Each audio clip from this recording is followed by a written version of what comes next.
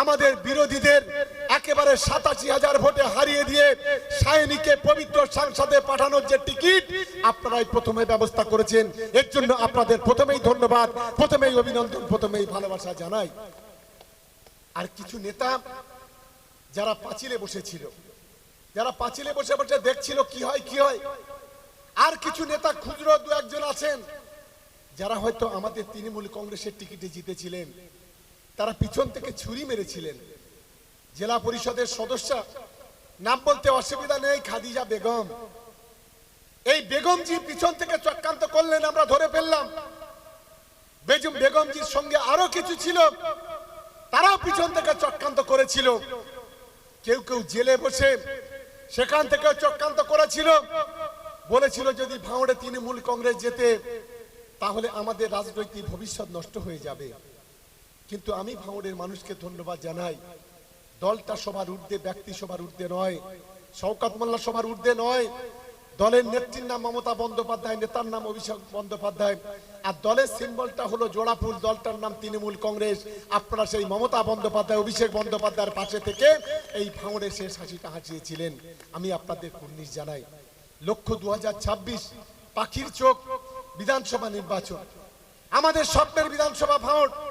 মমতাদি সবচাইতে যে বিধানসভার মানুষকে ভালোবাসে এই জেলায়, সেটা হলো এই ভাঙড় বিধানসভা। আমাদের যখন দেখা হয় তখন বলে ভাঙড়ের মানুষকে আমার সালামটা জানাস। আমি দুঃখিত নই, আমি 2021-এ হেরেছি, আমার কোনো কষ্ট নেই। আমি জানি ভাঙড়ের মানুষ একদিন ভুল বুঝতে পেরে একদিন তারা এই ভাঙড়ে আবার তৃণমূল কংগ্রেসকে উপহার দেবে। তাই লোকসভা নির্বাচনে জেতার পর দিদির সঙ্গে যখন দেখা হলো তখন বলল, দেখলি আমি তো বলেছিলাম ভাঙড়ের মানুষ একবার ভুল করে, বারে বারে তারা ভুল করে না, আবার তারা ভাঙড়কে আমাকে উপহার দিয়েছে। আমি তাই আপনাদের কাছে বলবো, অনেক চক্রান্ত ষড়যন্ত্র হবে। পাঁচিলে বসে থাকা লোকগুলো তারা বিভিন্ন খেলা খেলার চেষ্টা করবে, আপনারা এ সমস্ত কান দেবেন না। 4 পয়সা 2 পয়সা 6 পয়সা যারা নেতা আছে আর এখানে যারা বিরোধীরা আছে, বাংলার মধ্যে সবচাইতে বিরোধী যদি কোনো দুর্বল যদি থাকে সেটা হলো আমাদের ভাঙড়ে। কারণ আমাদের অপোজিশন যে আছে, সেই আইএসএ বলি আর সিপিএম বলি, গোটা বাংলায় যাদের অস্তিত্ব নেই, গোটা বাংলার মানুষ যাদেরকে ক্ষমা করে, আমাদের বিরোধী হলো তারা। মানে এখানে আমাদের চিন্তার কোনো কারণ নেই। ভাঙড়ে 70 থেকে 72% সংখ্যালঘু মুসলমান সম্প্রদায়ের মানুষ বাস করে, ভাঙড়ে 30% আমার হিন্দু ভাই বোনেরা বসবাস করে। আমরা হিন্দু মুসলমান করি না, আমরা সকলকে সম্মান দিয়ে জাতি ধর্ম বর্ণ নির্বিশেষে আমরা রাজনীতি করি। এটাই মমতা বন্দ্যোপাধ্যায়, অভিষেক বন্দ্যোপাধ্যায় আমাদের শিখিয়েছেন। তাই আমি সকলকে অনুরোধ করব যে আগামী দিনে আমাদের সম্প্রীতির মেলবন্ধনটা আরো বেশি শক্তিশালী করতে হবে, আমাদের সংগঠনটা আরো বেশি শক্তিশালী করতে হবে। বুথে বুথে আমাদের যারা আছে তাদেরকে সকলকে আরো বেশি সংগঠিত হতে হবে। আর একটা অনুরোধ আপনাদের করব, আমরা 17,000 ঘর এই ভাঙড়ে পেয়েছি, তার সার্ভে হচ্ছে। হয়তো যার দুতলা বাড়ি সেই নামগুলো হয়তো কেটে যাবে, সাদলা বাড়িগুলো হয়তো নামগুলো কেটে যাবে, কিন্তু বাদ বাকি যে 10,000 12,000 15,000 থাকবে, আমি আমার সম্পূর্ণ নেতাদের যেমন অনুরোধ করছি, আপনারা কারো কাছ থেকে একটা কানাকড়ি পয়সা আপনারা নেবেন না, এটা আমি আপনাদের কাছে অনুরোধ করছি।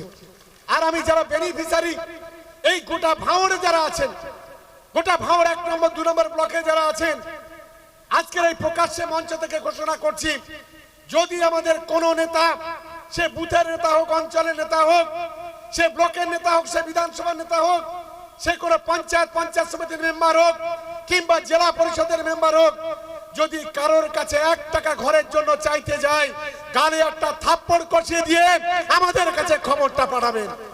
আমরা পরিষ্কার ভাবে বলতে চাই, এই টাকা মমতা বন্দ্যোপাধ্যায় দিচ্ছে, এই টাকা মামাটি মানুষের সরকার দিচ্ছে, অনেক কষ্ট করে সরকার চালাচ্ছে আমাদের দিদি মমতা বন্দ্যোপাধ্যায়। ফলে এই টাকা গরিব মানুষের টাকা, এই টাকা কোনো নেতার অধিকার নেই, এটা প্রথমে মাথায় রাখতে হবে। একজন দুজনের জন্য আজকে দল কালিমা লিপ্ত হবে, একজন দুজনের জন্য তৃণমূল কংগ্রেস কালিমা লিপ্ত হবে, একজন দুজন তিনজনের জন্য দল বিপদে পড়বে, বিরোধীরা আউল তুলবে, এই জিনিস কিন্তু চলবে না।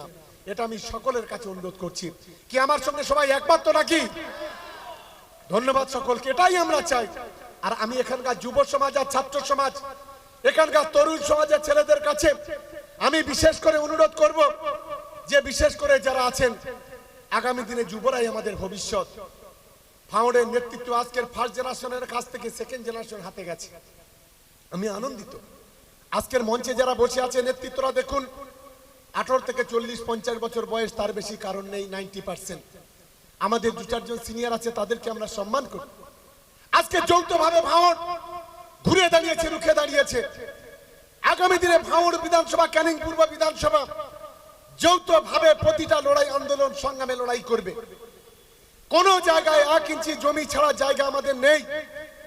আমাদের যারা ছাত্র যুবরা আছে, আমি তাদেরকে অনুরোধ করব যে আগামী দিনে সংগঠিত হতে হবে। আমরা তাই এবারে, আমি প্রতি বছর বিধানসভাতে এমএলএ কাপ করি। এবারে সেই এমএলএ কাপটা আমার বিধানসভার মধ্যে আর সীমাবদ্ধ থাকবে না। ভাঙড় বিধানসভা এবং ক্যানিং পূর্ব বিধানসভা নিয়ে আমরা এবার এমএলএ কাপটা এবারে আমরা সংগঠিত করেছি। আগামী 24শে নভেম্বর আমাদের সাংসদ সায়নী ঘোষ উদ্বোধন করবেন। 24শে নভেম্বর ঠিক সন্ধ্যায় ভোজেরহাট মাঠে, আজ গতবারে এই মাঠে আমরা উদ্বোধনী অনুষ্ঠান ছিল আমাদের। 32টা টিম এবার অংশগ্রহণ করছে। এই 3টে বিধানসভার 28টা অঞ্চল আছে। প্রত্যেকটা অঞ্চলে একটা করে টিম থাকবে, আর 4টে টিম আমরা বেছে নেব।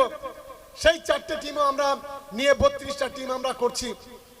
এই ভাঙড় বিধানসভাকে 1 নম্বর জোন এবং ক্যানিং পূর্ব বিধানসভাকে 2 নম্বর জোন আমরা করেছি। ভাঙড় বিধানসভায় 16টা টিম হবে। সেই 16টা টিম থেকে একটা ফাইনালে উঠবে। আর ক্যানিং পূর্ব বিধানসভা থেকে 16টা টিম হবে, সেখান থেকে একটা ফাইনালে উঠবে। ফাইনাল হবে জীবনতলা কলেজ মাঠে। ভাঙড় বিধানসভা বনাম ক্যানিং পূর্ব বিধানসভা, এটাই মোটামুটি আমরা ঠিক করেছি। তাই আমি সকলকে বলবো, এখানে আমাদের সাংসদ বক্তব্য রাখবেন।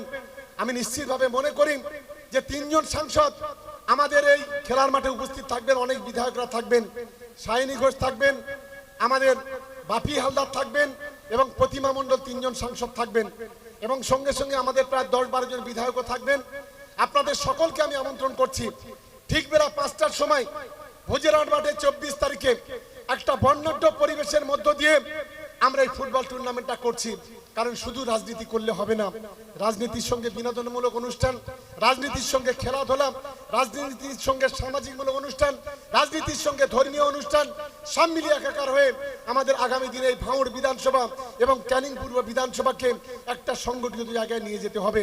আমি শুধু একটা অনুরোধ করব, এবারে ক্যানিং পূর্ব বিধানসভায় আমরা 1,66,000 ভোটে জিতেছি। ভাঙড় বিধানসভায় 87,000 ভোটে জিতেছি। 2026 সালে যদি ক্যানিং পূর্ব থেকে ভাঙড় যদি 1 ভোটে এগিয়ে যায়, সবচাইতে যদি খুশি হয়, আমি অন্তত খুশি হব। সেই আবেদনটুকু আমি আপনাদের কাছে রাখছি। আপনারা সেই মানসিকতা নিয়ে আগামী দিনে সবাই মিলে লড়াই করবেন।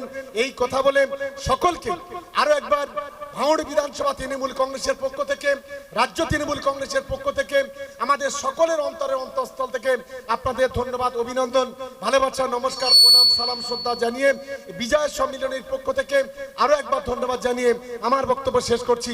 জয় হিন্দ, বন্দে মাতরম, তৃণমূল কংগ্রেস জিন্দাবাদ, মমতা বন্দ্যোপাধ্যায় জিন্দাবাদ, অভিষেক বন্দ্যোপাধ্যায় জিন্দাবাদ, জয় বাংলা।